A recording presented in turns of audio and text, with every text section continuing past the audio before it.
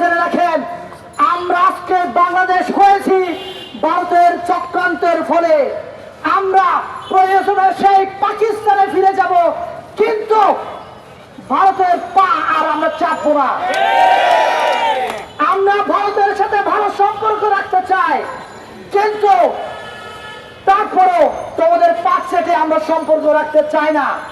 আমরা বন্ধুত্ব সুলভ প্রতিবেশীর সাথে যেমন সম্পর্ক রাখা যায় সেইভাবে আমরা সম্পর্ক রাখতে চাই। আমি সবশেষে আহ্বান করতে চাই, আজও আমাদের উপদেষ্টা মণ্ডলীদের মধ্যে কিছু উপদেষ্টা ভারতের দাবিদারি করছে।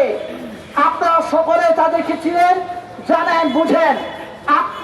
আপনার প্রতিবেশী আপনার বাড়ির পাশে, সে হিন্দু কিনা সে মুসলমান কিনা, আমাদের প্রত্যেক ধর্মের মাঝে আরএসএস এর লোক, রয়ের লোক রয়েছে।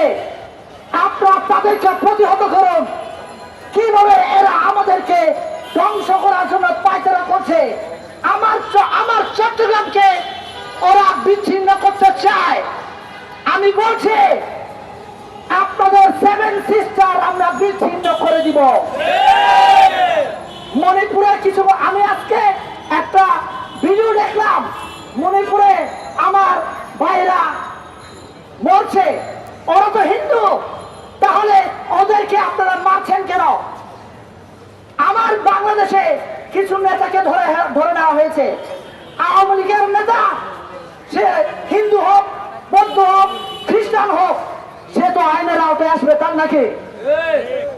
একজন মুসলমান ভাই আওয়ামী লীগ করার কারণে যদি তাকে গ্রেফতার করা হয়, তাহলে একজন বৌদ্ধ খ্রিস্টান নেতাকে আওয়ামী লীগ করার কারণে তাকে কেন গ্রেফতার করা হবে না? আমি গ্রেফতারের দাবি জানাই।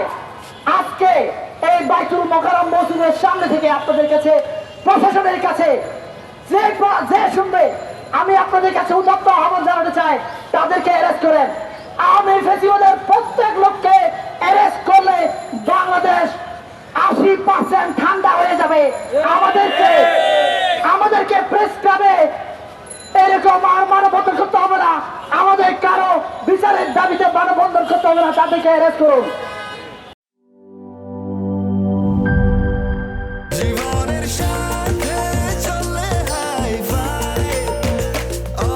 স্বাস্থ্যকর অল টাইম, সব সময় অল টাইম হেলদি লাইফ।